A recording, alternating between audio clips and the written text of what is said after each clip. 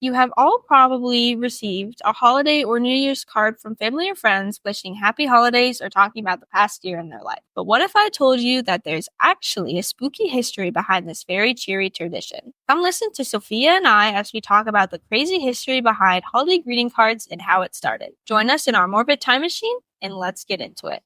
Welcome inquirers, new and old. Have you ever wanted to go down a rabbit hole of morbid history, but you don't know where to start? Then you are in the right place. Our Grim Past is a podcast where each week we explore messed up history. From shipwrecks and spooky places to morally questionable people and practices, we're Sophia and Maia. Join us in our morbid time machine and let's discuss history's most fucked up. Hey Maia. Hi Sophia. How are you today? I'm doing good. Finals week. Yes, I'm almost all done. Same. By now, I have one more essay to do and then I am fully done with finals from first semester. Love that. Me too. How about you? By the time this comes out, I will be done. Mm-hmm. At the time of recording, I have one more final. Ooh. Yeah. Also, sorry if you hear some jingling. I'm wearing my Christmas sweater.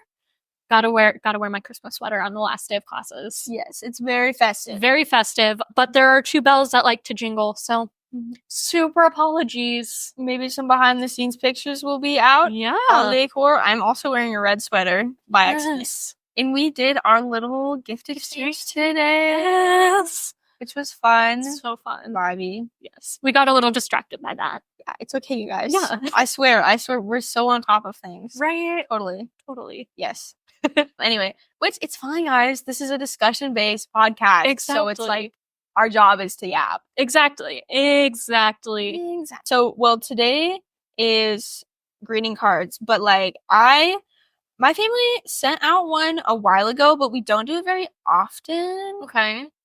We used to, like, we'd take like family pictures and then do it, but we haven't for a while. But like my aunt and uncle always do, and so it's fun, like to see a little card and stuff with their dogs on it. Yeah. No, my Oma always does one for like the whole of us. Mm-hmm. So at Thanksgiving, she was like, I need a picture of you and one that I haven't showed everyone already. Because I was like, oh, just throw in my prom picture because I look really good in my prom pictures. Not to like toot my own horn or anything. Oh, they're pretty. I love my prom pictures. But she was like, no, everyone's already seen those. We need a different one. I was like, okay, Oma. All right. We'll find you one. Don't worry. Queen behavior. Yeah. And then my aunt always, well, I don't know if she still does it, but I know, especially after my cousin was born, she would do like a year in the life him. So it's just like pictures of him throughout the year. That's cute. But like, especially during his first year, like when he was changing, because babies change a lot during the first year. Yeah, they like, it's weird. Babies are weird. Yeah. A lot of my mom's friends will send her cards. So like her, like, cause she still is in contact with some of like her college and high school friends and stuff. And just like family friends and extended family will get some. Yeah. Yeah. So I think it's pretty fun. I think they're cutie, which is different because like now we like do pictures of ourselves. But like back then, as you guys find out, it was more so like wall paintings and different things. Well, and I feel like too now, like Christmas cards, they're not like becoming obsolete, but like with social media, like they're not like as necessary because it's like, oh yeah, I can just go on Facebook and check a status update or be like, oh yeah, I saw those pictures throughout the year. Where it's like before social media and the internet, it was like, oh yeah, this is like the only time I'm gonna see X person's prom photos or X person's wedding photos. Or I also feel like a lot of people just like post something on the holidays on their like Facebook account or something, and it's like greetings from the blank family. Yeah, exactly. Like we take like group pictures like my family has a holiday tradition my mom started a few years back where we do like group pajamas. Oh, nice. Like for our holidays and stuff like that. So we'll take like a picture in that and like she'll post it on Facebook or whatever and be like, happy Yuletide. Okay, anyway, should we get into it? Yeah, let's get into it. All right. So today we're talking about Christmas cards and we're going to give a little history and then talk about some little funky stuff that happened.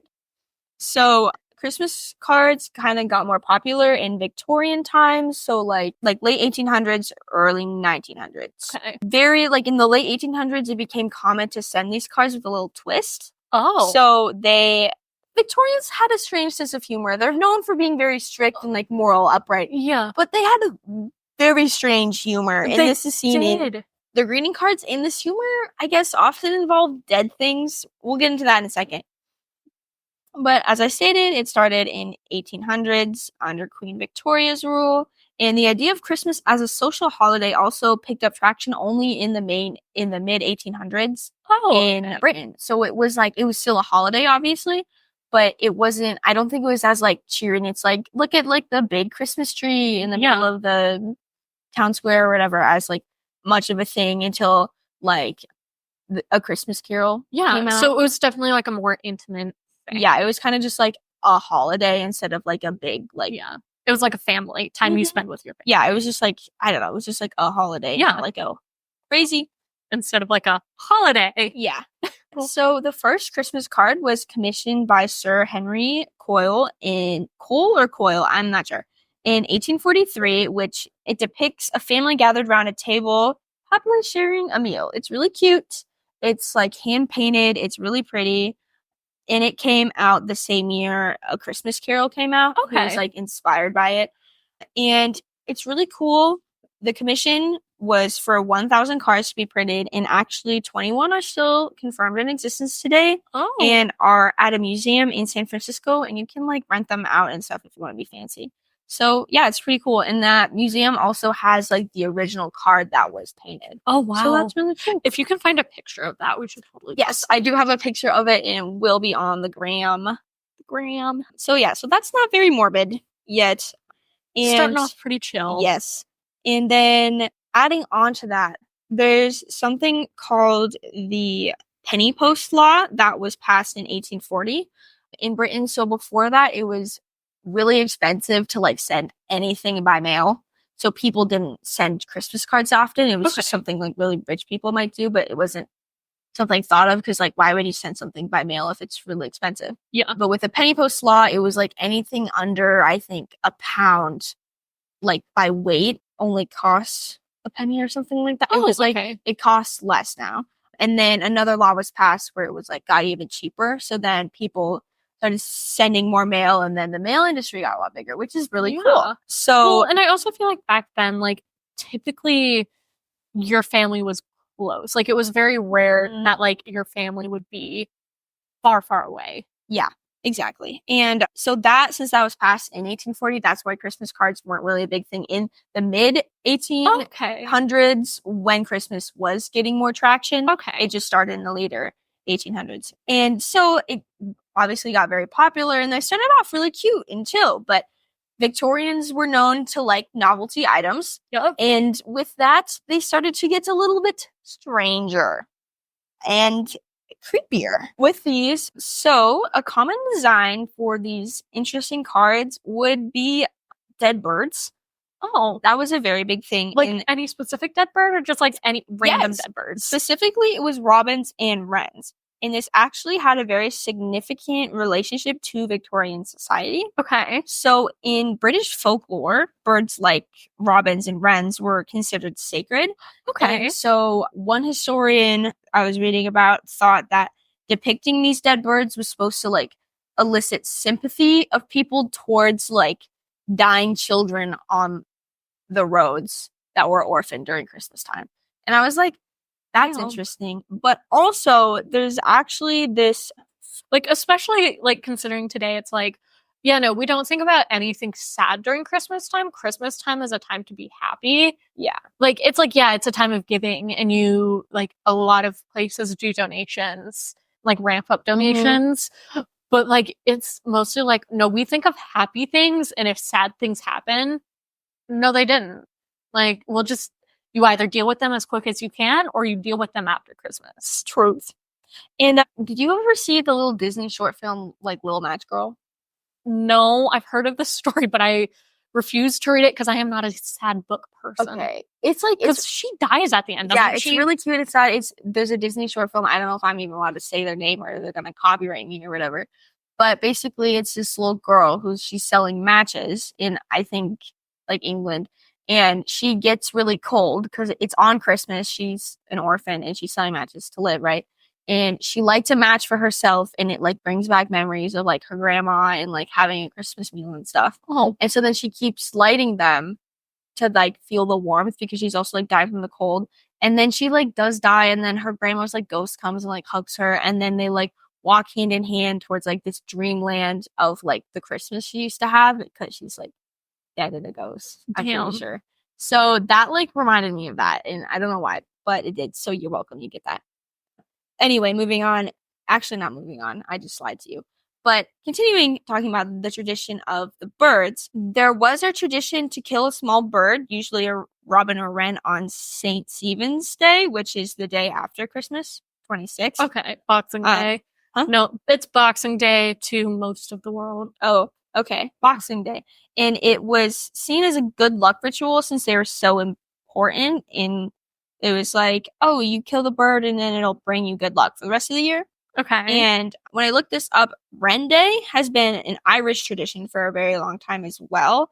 That was celebrated on December 26th, but before Christmas got really popular. Like, it was a holiday before, like, Christianity got to Ireland, which I think is interesting in my opinion. Yeah. So I thought that was cool. And there will be a bunch of weird cards that'll show, but there's, like, some of them had, like, unicorns on them or, like, fairies and, like, crazy stuff happening.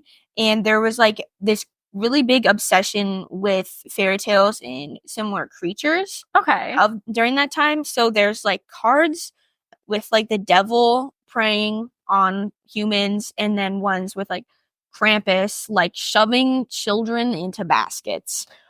We'll get into Krampus next episode. Yes. Little teaser. But no, Krampus, interesting individual. Yeah, and what I read, it said he's like, basically it was, the story is kind of that like Santa worked with the devil to decide who's good and bad, and then the devil became Krampus. Yes. From my understanding. Yes. Anyway, sorry, I'm just spoiling the entire episode. We can cut that out. There's some really funny ones. There's one that I found with these frogs like that fell over. Their legs are sticking straight up. There's like 4 of them in a line, and they fell while ice skating, and each of them have like a pipe that they dropped on the ice.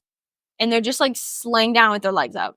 And I'm like, hello? Why do these also feel like Christmas cards from like the 70s or 80s? Yeah, it's hilarious. There's another one with like a mouse riding a lobster, and it has like a Christmas list in hand. Oh, interesting. And it's like reindeers are overrated is like the title of it. Interesting. Yeah, so it's common for like, from one of my sources says like a card has like one frog's murdering another frog, and then like there's gonna be like a plate of dead birds, going back to like the dead robin thing. Like dead robins was very, very like a pretty common card. There's humans emerging from the stomachs of creepy snowmen.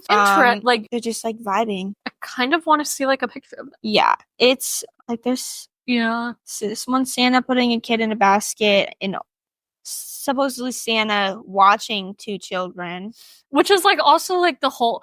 Okay, I'm going on a little tangent here. I'm here for it. The whole like Santa's watching is like, okay, like as a kid it's like, oh, innocent, but it's also like as you grow up that's like really freaking creepy. Yeah, it's like, oh, he's always watching. But I don't know. Have you seen the TikTok where it's like a little skit, and it's like he sees you when you're sleeping, and then it's like this dude talking to Santa. Here it is. Oh shoot, I lost it. Give me 1 second. What the heck is that?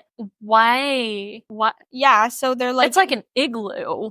Yeah, this is getting saved and put into. That is very interesting. Yeah, it is. So there'd also be like weird images of animals, fruits, and vegetables walking around and talking. Specifically, sinister walking potatoes was mentioned. I like that. I love a good sinister walking potato. But anyway, so back to what I was saying. So like, it's like he sees you when you're sleeping. He knows when you're awake. And like this dude was talking to Santa, and he was like, okay, so can you see us all the time? And like Santa was like, oh no, I just see you when you're sleeping. And I know when you're awake because I can't see you. Then he goes, yeah, and by the way, you have really bad sleep apnea. You should probably get that checked out. That's funny. And I'm like, okay, yep. But I'm also like, that is like a really interesting theory, like thought too. It's like, okay, he sees you when you're sleeping. He knows when you're awake. can he see you all the time, or is it just like when you're sleeping? But also, how could he like watch your behaviors or like monitor behaviors if he could only see you when you're sleeping? Is that a kangaroo painting a crane? Yep. That's iconic, honestly. It is. So yeah, so there's a lot of interesting ones. So they weren't all exactly like crazy morbid, but there were some of like children getting eaten by monsters, and then there's ones of what is that? This is an egg carrying with arms and legs carrying a letter, which will be featured on the Instagram. That's why does it only have one sock? Does it? Oh yeah, I don't know. It's a little weird. Yeah.